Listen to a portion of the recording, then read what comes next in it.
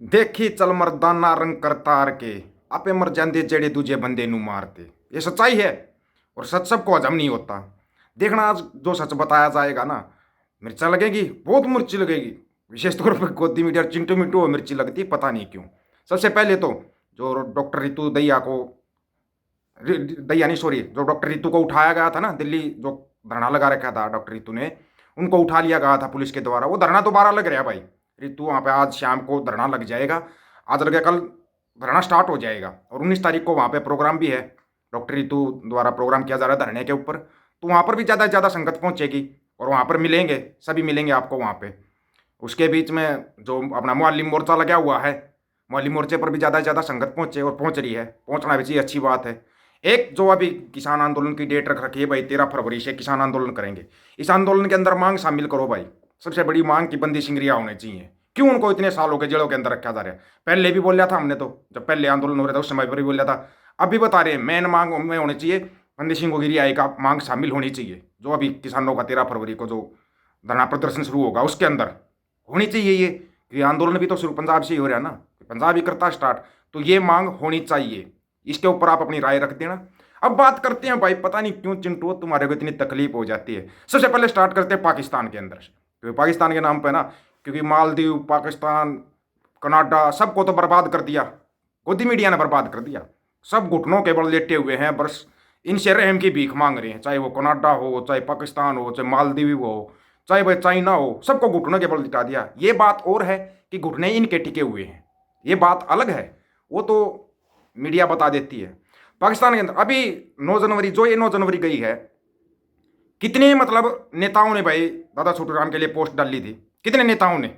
और हमारे यहाँ पे किस किस ने डाली थी आप बताओ? दादा छोटू राम के जन्म दिवस मनाया गया था 9 जनवरी को, कितनों ने पोस्ट डाली थी? अब सुनना थोड़ा ध्यान से, पाकिस्तान में क्या हुआ था 9 जनवरी को।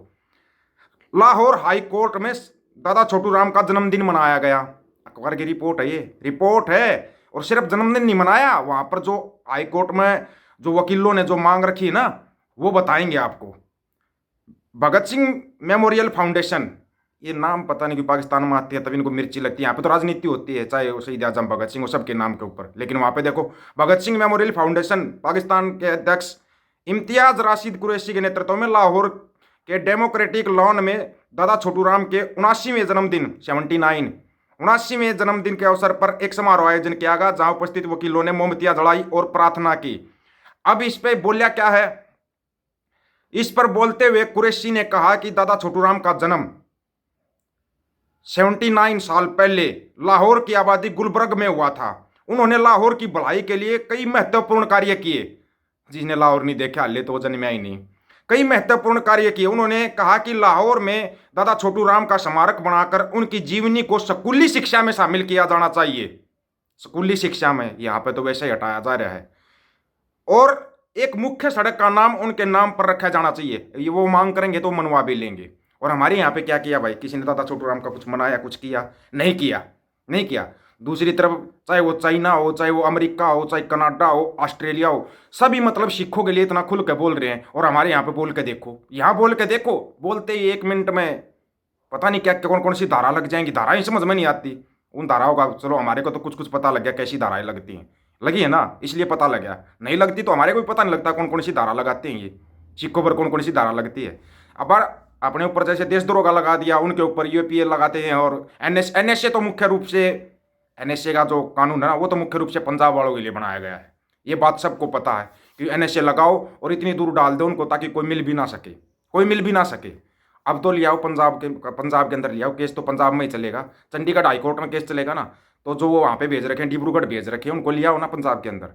कोई दिक्कत थोड़ी ना है, या कुछ हो जाएगा। शांतिपूर्वक मतदान होना चाहिए, वो मतदान भी नहीं करवा रहे आप शांतिपूर्वक। जो वोटिंग होती है, वोटिंग भी नहीं करवा रहे। आप इतने डरते क्यों हो शांति से या सच्चाई से? इतने डरते क्यों हैं लोग? ये समझ में हमारी में तो आ नहीं रहा। आपकी मारे हो तो बताना जरूर कि भाई ये इतने क्यों डरते हैं। हर एक देश के अंदर जब वोटिंग हो रही है, बैलेट पेपर से चुनाव हो रहे हैं, उसका नाम ले दो तो भी प्रॉब्लम आ जाती है। यहाँ पे बैलेट पेपर का तो जिक्र ही नहीं करना, क्योंकि हमारे प्रधानमंत्री साहब का देते हैं, वो पढ़े लिखे नहीं, वो मूर्ख देश हैं जो बैलेट पेपर पर चुनाव करवाते हैं। सबसे पहले ईवीएम का इस्तेमाल किस देश में होया था? क्या उसमें ईवीएम का इस्तेमाल हो रहा है? बताना, कमेंट करके अपनी राय रखना। फिर आप लोग बोल देते हो।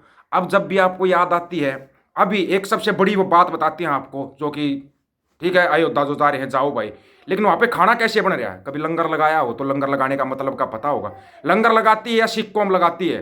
अगर सिख कौम लंगर लगाना छोड़ देना, मैं कह रहा हूँ तुम 80 करोड़ जो गिन रहे हो ना, 140 करोड़ गिनने शुरू कर देगा। 140 करोड़ गिनेगा ये भाई साहब जो बैठे है ना ऊपर फेंकूचंद, 140 बोला, 140 करोड़ की आबादी भूख से मर रही है। 140, ये 80 करोड़ को भी जो खाना कर रहा है ना, वो सिख खिलाते हैं वो लंगर। वहाँ लंगर लगाने की जो बाबा नानक के लंगर है ना जो लगता है, वहाँ पे देखो आप साफ सफाई देखो। टीम दीपक फौजी यूट्यूब चैनल के ऊपर वीडियो डाला हुआ है, आप एक बार उस वीडियो को देखना, आपकी आंखें खुली खुली रह जाएंगी। आप जाओगे नहीं वहाँ पे, खाना खाओगे तो बीमार होगे। इस प्रकार से वहाँ पे खाना बनाया जा रहा है, ये गलत बात है।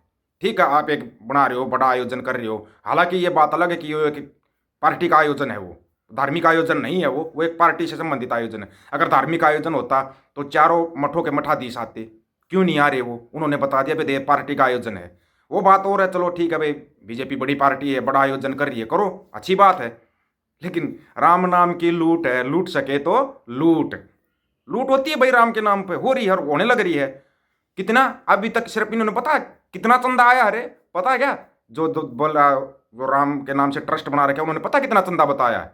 आंखें खुली की खुली रह जाएंगी, इतना चंदा 5,000 करोड़ रुपया तो इन्होंने बताया है। 5,000 करोड़ रुपया आया कहां से? फिर गरीबी कहां है हमारे देश के अंदर, ये बताओ। 5,000 करोड़ रुपया तो चंदे में दे दिया। इतने अच्छे देशवासी कहीं पे मिलेंगे? बताओ, कहीं पे मिल जाए तो। विदेशों से रह गई अलग से लूट, विदेशों में भी सब कुछ चला रखा है। वो 5,000 करोड़ में का ब्याज ब्याज में ना, ब्याज ब्याज में मंदिर बन जाएगा। उस 5,000 करोड़ को कहाँ इस्तेमाल किया जाएगा? 5,000 करोड़ के कहीं पे कॉलेज अस्पताल बनवा दो फिर। नहीं नहीं, ये बात बोल दी ना तो धार्मिक भावनाएं आहत हो जाती। भावना बहन बड़ी जल्दी आहत होती है इन लोगों की, भावना बहन आहत हो जाएगी। कहीं स्कूल का, शिक्षा, स्वास्थ्य, रोजगार का कहीं पे जिक्र होता है? मांगा क्या था तुम लोगों ने? राम मंदिर वो बनने लग रहा है। अरे यार, मतलब ये भगवान को लेके आने वाले, ये कमाल की बात नहीं है? फिर भगवान तो नहीं है भाई, जब उसको एक इंसान ही पकड़ कर लेके आ रहा है तो फिर कौन सा भगवान? बताओ, सोच समझ कर जवाब देना। कौन सा भगवान हो जिसको एक इंसान लेके आ रहा है? वो कौन सा पत्थर हो गया? पत्थर के अंदर प्राण प्रतिष्ठा, मतलब प्राण डाल देंगे ये लोग। फिर ये इतने लोग मरते हैं, इतने बड़े बड़े मर गए, इनको जिंदा क्यों नहीं किया? अगर ऐसी तुम प्राण प्रतिष्ठा करते हो तो ये जो मर जाते हैं इनको जिंदा क्यों नहीं कर देते? कभी सोचा इसके बारे में? नहीं नहीं, ऐसे सवाल कर दिया ना तो भावना बेनात हो जाएगी। ये चिंटू मिंटू को बड़ी तकलीफ हो जाएगी फिर कि ये हमारे बस धर्म के खिलाफ हो गया। कौन सा धर्म? किसका धर्म? तुम्हारा कोई धर्म अलग से है क्या? फिर इस चीज़ का जवाब जरूर देना कमेंट के अंदर कि राम कौन सा आ रहा है वहाँ पे, अयोध्या में कौन सा राम आएगा? एक राम दशरथ का बेटा, एक राम घट घट में लेटा, कौन सा राम आ रहा है वो अपने आप कमेंट करके बता देना भाई। हम नहीं, इसके ऊपर ज़्यादा चर्चा नहीं करते, क्यों? क्योंकि गोदी मीडिया को तो यही दिखाई दे रहा है। गोदी मीडिया को दिखा देना लाहौर में दादा छोटू राम के लिए क्या कर रहे हैं, शहीद आजम भगत सिंह के लिए क्या कर रहे हैं, दिखा दो ना एक बार लाहौर के अंदर कैसे चल रहा है।